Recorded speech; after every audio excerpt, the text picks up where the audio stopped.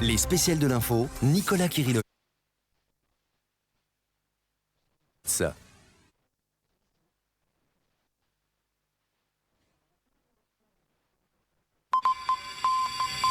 Les spéciales de l'info, Nicolas Kirillovitz.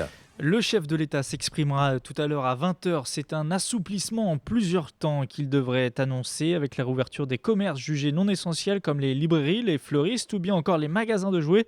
Ce sont les pistes évoquées, Jessie Willans. Oui, d'autant que les magasins de jouets à l'approche des fêtes de fin d'année, la situation commençait à devenir critique d'après Franck Maté, porte-parole de Jouet Club.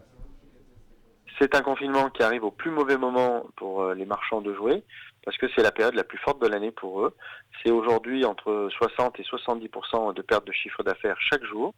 Il y a une vraie problématique.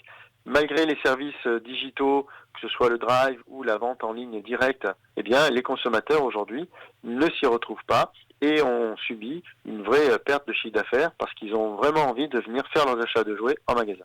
Et les enfants sont naturellement impatients de trouver leurs cadeaux au pied du sapin. L'une des problématiques, c'était l'accueil des clients dans les magasins. Des propositions ont donc été faites au gouvernement. Un client pour 10 mètres carrés au lieu de un client pour 4 mètres carrés aujourd'hui, c'est-à-dire d'élargir l'amplitude horaire de chacun des magasins, donc ouvrir un peu plus tôt le matin et fermer un petit peu plus tard le soir. Donc tout un ensemble de mesures qui permettent de limiter la fréquentation à l'instant T dans les magasins et les interactions. De nouvelles règles devraient donc être annoncées. Parmi les pistes évoquées, une jauge revue à la baisse avec un client pour 8 mètres carrés contre 4 mètres carrés actuellement, un comptage obligatoire à l'entrée et à la sortie des grands magasins et un élargissement des plages d'ouverture des magasins. Donc pour certains et pour d'autres, toujours autant d'incertitudes. Oui, en effet, c'est le cas par exemple des salles de sport qui sont à l'arrêt depuis le 30 octobre. Elles avaient déjà été obligées de fermer lors du premier confinement et la situation pèse lourdement sur leurs finances. On écoute tout de suite Guillaume Schroll, vice-président de France Active, Fédération nationale des activités physiques de loisirs. On a calculé une perte cumulée de chiffre d'affaires global sur le secteur du fitness de 1,3 milliard d'euros. Donc ça, c'est vraiment un chiffre qui donne le vertige. Et pour vous donner un ordre d'idée, par structure, par salle de remise en forme, on est à 282 000 € en moyenne de perte sur l'ensemble des deux confinements, chiffre qui n'est pas encore arrêté définitivement puisqu'il a été calculé à fin octobre. Avec ce deuxième confinement, le moral des Français est au plus bas. Un Français sur 3 affirme aujourd'hui ne pas avoir le moral, de l'anxiété aussi, à laquelle s'ajoute la sédentarité et la prise de poids. Très franchement, aujourd'hui, les Français, ils ont besoin de pratiquer. Ils ont besoin de faire du sport. C'est vrai aussi bien pour les salles de forme que pour le secteur associatif. Aujourd'hui, les Français en ont marre. Ils n'en peuvent plus d'être chez eux.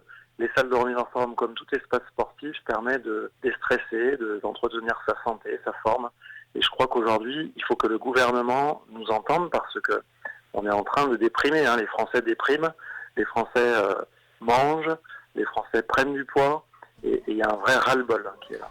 Un ras-le-bol qui est tel que certains gérants de salles de sport envisagent même de porter plainte contre le gouvernement pour mise en danger de la vie d'autrui si elles ne peuvent pas rouvrir en décembre ou au plus tard le 4 janvier.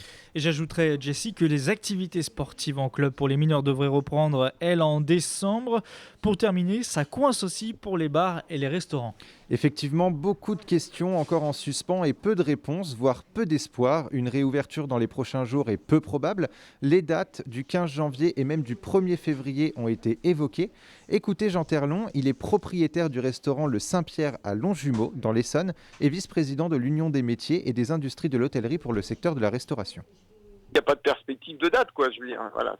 On a fait respecter les protocoles, on a diminué la capacité du restaurant, on a mis des séparations, on a investi, on a dépensé de l'argent pour des plexis, pour des masques, pour du gel, et au final on nous ferme. Et maintenant on essaye d'expliquer, d'essayer de prouver que c'est un endroit de contamination, ce qui, à l'heure d'aujourd'hui, il n'y a aucune preuve dans ce sens. Donc aujourd'hui, pas de perspective, pas d'avenir. C'est très très difficile pour des gens comme nous qui sommes des gens très actifs et qui aimons travailler et qui avons comme passion un métier. Un métier, celui de restaurateur, qui en fait vivre beaucoup d'autres. Et on fait vivre beaucoup de gens.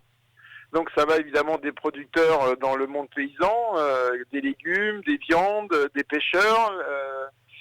Après, vous avez le monde viticole. Donc c'est vrai que nous sommes un très gros pourvoyeur de travail pour tous les gens qui nous fournissent nos restaurants.